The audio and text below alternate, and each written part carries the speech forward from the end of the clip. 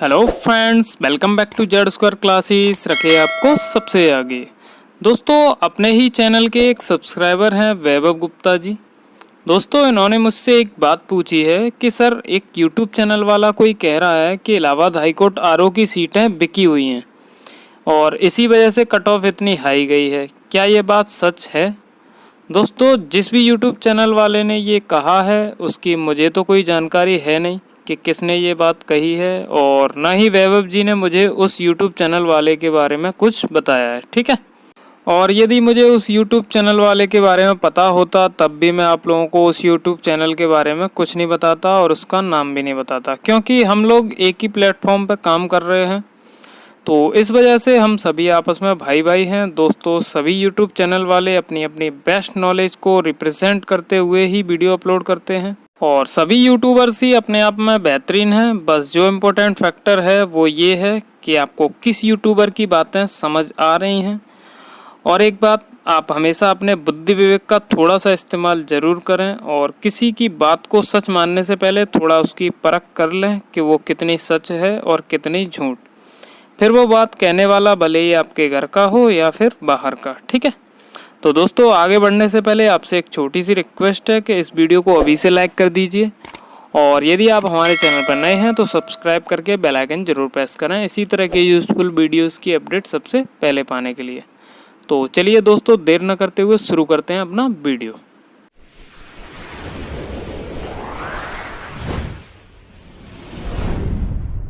दोस्तों, cut off इतनी high क्यों गई है, इसके पीछे कई सारे फैक्टर्स हैं। तो सबसे पहले मैं आप लोगों को अपना ओपिनियन बताता हूं कि किस वजह से कट ऑफ इतनी हाई गई होगी।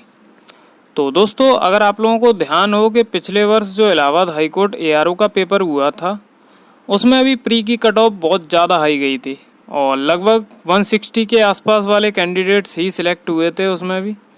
और इस बार इलाहाबाद हाईकोर्ट आरओ में भी लगभग सेम कट ऑफ ही देखने को मिली है। अब दिक्कत यहाँ पर यह है कि इलाहाबाद हाईकोर्ट एआरओ में कट ऑफ इसलिए हाई गई थी क्योंकि पेपर का जो लेवल ऑफ डिफ़िकल्टी था वो ज़्यादा हार्ड नहीं था, लेकिन इलाहाबाद हाईकोर्ट आरओ के पेपर का जो लेवल ऑफ डिफ़िकल्टी था वो एआरओ से ज़्यादा हार्ड था। लेकिन फिर भी कट ऑफ कम होने के बजाय क्यों और ज़्यादा बढ़ गई, इसको थोड़ा सा नीचे तो आना चाहिए था कम से कम। तो दोस्तों, सबसे पहली बात तो ये है कि जिन भी एग्ज़ाम्स में नेगेटिव मार्किंग नहीं होती उनकी कट ऑफ अक्सर देखी जाती है कि वो हाई ही जाती है, क्योंकि मोस्टली कैंडिडेट्स जो होते हैं वो पेपर को 100% अटैम्प्ट करते हैं और इसी वजह से कट ऑफ का ऊपर जाना स्वाभाविक सी बात है।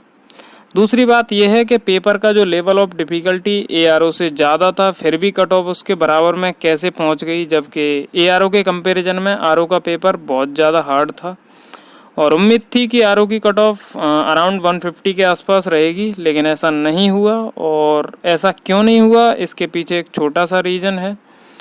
दोस्तों, आप लोगों को पता होगा कि एआरओ 2019 में जो वैकेंसीज़ थी वो 277 थी, जबकि इलाहाबाद हाईकोर्ट आरओ 2020 में जो 2019 में जो वैकेंसीज़ निकली थी वो सिर्फ 132 वैकेंसीज़ आई थी। यानी एआरओ में 277 और इस बार जो आरओ है उसमें 132, यानी आधे से भी कम। तो दोस्तों, सीधी सीधी बात है, कट ऑफ डिसाइड होने में सबसे बड़ा जो फैक्टर है वो वैकेंसीज़ का ही होता है। अगर आरओ की वैकेंसीज़ एआरओ के बराबर होती तो डेफिनेटली ये कट ऑफ अराउंड 150 ही होती, लेकिन वैकेंसीज कम होने की वजह से कट ऑफ ऊपर जानी ही थी। इसमें कोई नई बात नहीं है। दोस्तों, इलाहाबाद हाईकोर्ट आरओ की जो कट ऑफ है वो इतनी हाई क्यों गई, इस पर मैंने अपना ओपिनियन तो बता दिया कि किन कारणों से कट ऑफ हाई गई है। अब बात कर लेते हैं कि क्या इलाहाबाद हाईकोर्ट आरओ की सारी सीटें बिकी हुई हैं या फिर कुछ सीटें बिकी हुई हैं या फिर कोई सीट नहीं बिकी हुई है। तो दोस्तों, सबसे पहले तो मैं आपसे कहना चाहूँगा कि यदि आप एक प्रॉपर वे में बेहतरीन स्ट्रेटजी को फॉलो करते हुए तैयारी कर रहे हो और जो कट ऑफ विगत वर्षों में उस एग्ज़ाम के लिए जाती रही है उसी कट ऑफ को ध्यान में रखते हुए आप अपनी तैयारी कर रहे हो तो आपको सिलेक्शन लेने से कोई नहीं रोक सकता। यदि आप काबिल हैं तो किसी की औकात नहीं है कि आप लोगों को एग्ज़ाम से बाहर कर सके। तो आप इन बातों पर ध्यान न देते हुए अपनी तैयारी करें, क्योंकि अगर आपके दिमाग में ये सारी बातें रहेंगी कि सीटें तो बिक चुकी हैं, अब मैं तैयारी करके क्या करूँगा, क्योंकि जिन्होंने पैसे दिए हैं सिलेक्शन तो सिर्फ उन्हीं कैंडिडेट्स का होना है। तो ये चीज़ें आप लोगों को डिमोटिवेट करके आपको स्टडी करने से रोकेंगी और हो सकता है कि आप लोग डिमोटिवेट हो भी जाओ और स्टडी करना छोड़ दो। तो इन सब बातों को आप लोग अपनी स्टडी पर हावी मत होने दो। बस अपने ऊपर कॉन्फिडेंस रखो कि मुझे इन वैकेंसीज़ में से सिर्फ एक अपने नाम करनी है और ऐसा करने से मुझे कोई नहीं रोक सकता। तब आप ज़रूर 100% सक्सेस हो जाओगे। दोस्तों ये तो मैंने बता दिया कि आप लोगों को इन बातों पर ध्यान न देते हुए क्या करना चाहिए। अब बात कर लेते हैं, क्या वाकई में ये सत्य है कि सीट पहले से बिक जाती हैं? तो इसके बारे में हम बिल्कुल 100% सबूत के साथ तो कुछ नहीं कह सकते, लेकिन मैं एक बात ज़रूर आपसे बोलना चाहूँगा कि कोई भी कितनी भी कोशिश कर ले, लेकिन ये सीटें बिकने वाली प्रथा पर रोक लगा पाना बहुत ज़्यादा मुश्किल है, क्योंकि इस करप्शन ने अपनी जड़ें हमारे दिल और दिमाग में इस तरीके से फैला दी हैं कि अब इसका हमारे दिमाग से हट पाना बहुत ज़्यादा मुश्किल है। कितना भी करप्शन कम क्यों ना हो जाए, लेकिन करप्शन का कुछ अंश तो रह ही जाता है।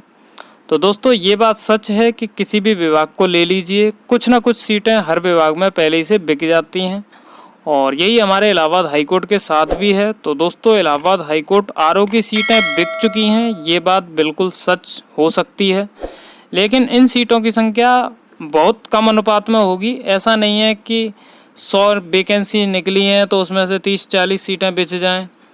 तो दोस्तों कितना भी कोई भी करप्शन कर ले, फिर भी वैकेंसीज़ का एक छोटा सा नंबर ही होता है जो बेईमानी द्वारा भरा जा सकता है। ये संख्या में बहुत ज़्यादा नहीं हो सकती और आप लोग ज़्यादा से ज़्यादा मानोगे तो 100 में से ज़्यादा 10% ही बेईमानी चल सकती है। दोस्तों हर जगह करप्शन है और हर विभाग में सीटें बिकती हैं, ये 100% सत्य बात है।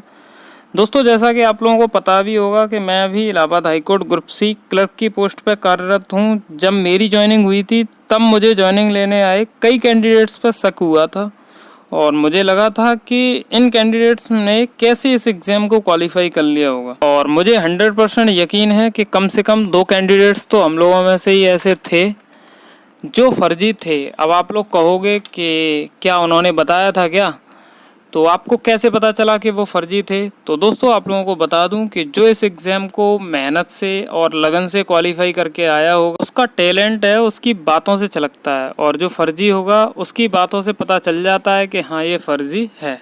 और फर्जी को फर्जी पहचानना इतना ज़्यादा मुश्किल काम नहीं है, आप लोग ईजिली पहचान सकते हो अगर आप लोगों को थोड़ी बहुत परख है। तो दोस्तों ये तो हमने बात कर ली कि करप्शन है और काफ़ी सीटें पहले से बिक जाती हैं। तो दोस्तों जो सीटें बिक जाती हैं उनका तो आप लोग कुछ नहीं कर सकते, लेकिन 10% के अलावा जो बाकी सीटें बची हैं 90% वो तो आप लोगों की हैं ना। तो उन सीटों के लिए आप लोग अच्छे से मेहनत करिए, और यदि आप अच्छे से मेहनत करेंगे तो आपकी सीट को आपसे कोई नहीं छीन सकता। ठीक है दोस्तों, तो कुल मिलाकर अगर देखा जाए तो बात यह है कि बेईमानी हर जगह है, लेकिन हमें इस बेईमानी को ध्यान में रखते हुए अपनी प्रिपरेशन का लेवल उस ऊंचाई तक पहुंचाना है कि फिर हमें ये ना सोचना पड़े कि सीटें बिक गई हैं वगैरह वगैरह। ठीक है, क्योंकि जो सक्सेसफुल नहीं होता वही ऐसे बहानों से खुद को और दूसरों को संतुष्ट करता है। तो आप लोग इन बहानों को बनाना छोड़ दीजिए, क्योंकि मैंने मेहनत की और मैंने भी सिलेक्शन लिया। मेरे टाइम पे भी करप्शन था और आपके टाइम पे भी करप्शन है। तो बस अगर आप लोग मेहनत करोगे तो वो करप्शन आप लोगों का कुछ नहीं बिगाड़ सकता। तो बस मेहनत करते रहिए, आपको आपकी मेहनत का फल अवश्य मिलेगा। तो दोस्तों आप लोग अच्छे से तैयारी करते रहिए और सिलेक्शन लीजिए। अगर आपको ये जानकारी अच्छी लगी हो तो लाइक करें, शेयर करें, और यदि आप हमारे चैनल पर नए हैं तो सब्सक्राइब करके बेल आइकन जरूर प्रेस करें इसी तरह के यूज़फुल वीडियोज़ की अपडेट सबसे पहले पाने के लिए। तो मिलते हैं अगले वीडियो में, तब तक के लिए आप अपना ख्याल रखिए, खुश रहिए, bye bye, take care, love you all.